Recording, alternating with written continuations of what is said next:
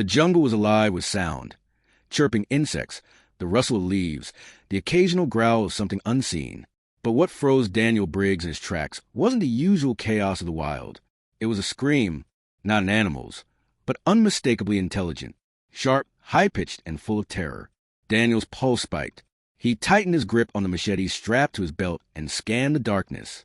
He'd been stranded here for 3 weeks, surviving on whatever the alien planet's flora and fauna didn't immediately try to kill him.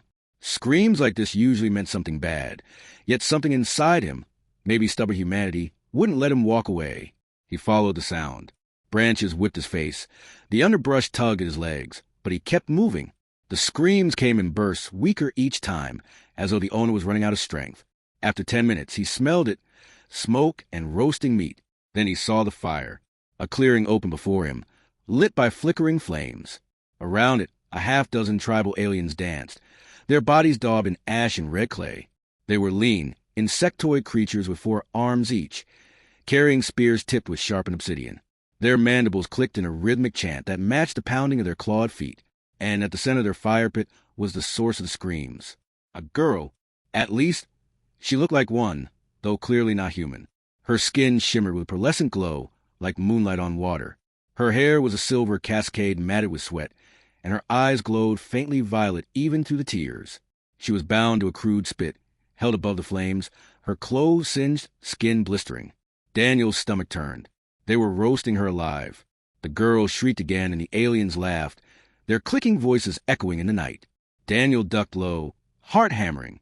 He'd seen enough of these tribes to know they were merciless. They'd hunt him for days if they caught his scent. But the sight of her, so small, so fragile, ignited something primal in him. He couldn't just leave her. He scanned the clearing. The aliens' weapons were stacked near the fire, their spears thrust into the ground.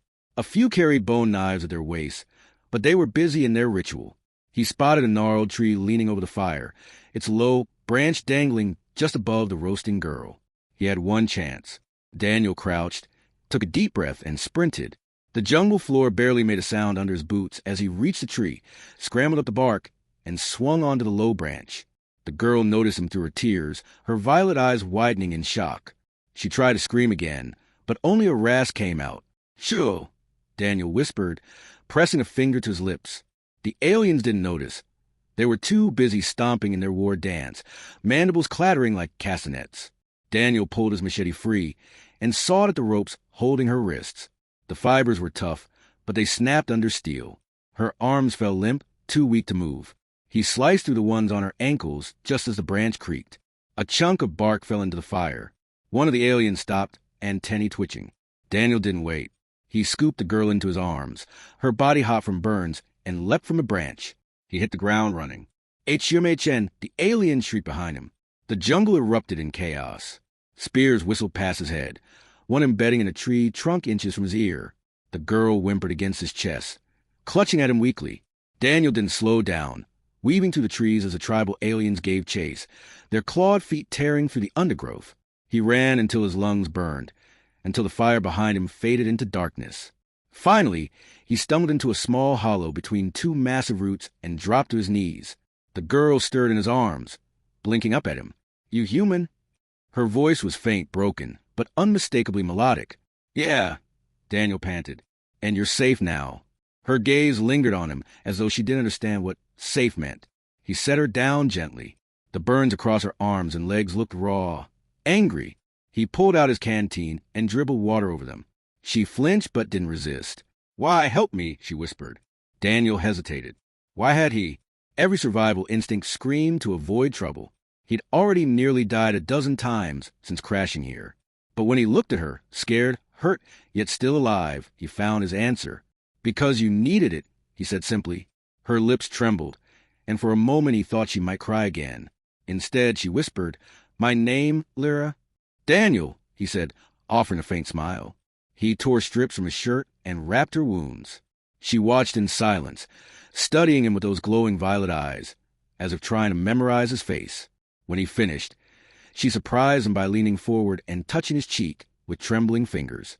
"No one ever saves," she murmured. "Only take. Only hurt." Daniel's chest tightened.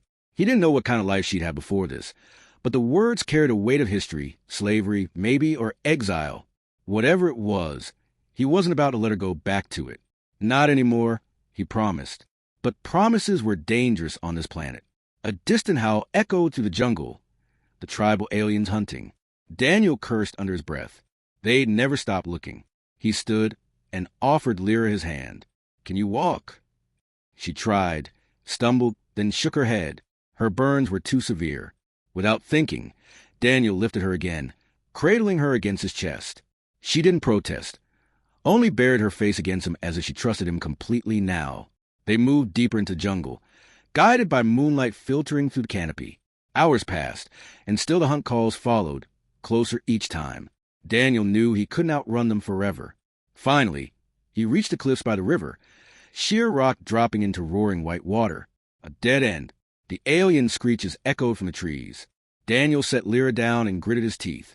He had two choices, fight or leap. The girl clutched his arm, eyes wide. "They eat me," she whispered, terror breaking her voice. "Not if I can help it," Daniel said. The first alien burst through the brush, mandibles snapping. Behind it, more shadows closed in. Daniel raised his machete, planting himself between Lyra and them. They surged forward. The first spear jabbed, and Daniel knocked aside, driving his blade into the alien's chest. It screeched and fell, ichor spilling over the rocks. Another leapt at him from the side, claws slashing, and he barely rolled away in time. They were too many.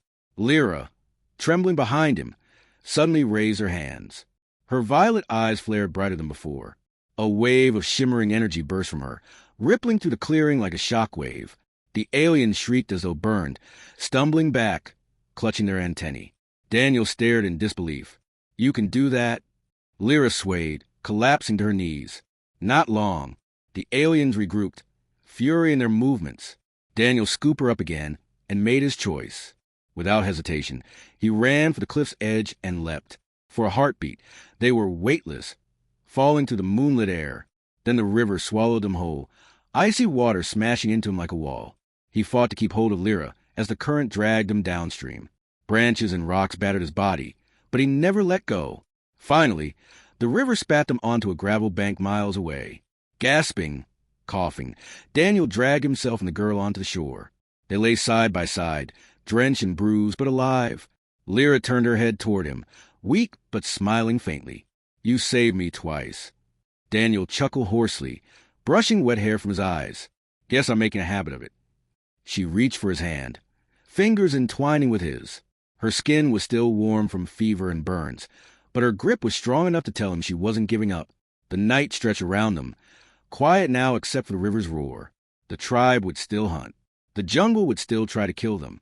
But in that fragile moment, Daniel knew one thing. He wasn't alone anymore, and neither was she.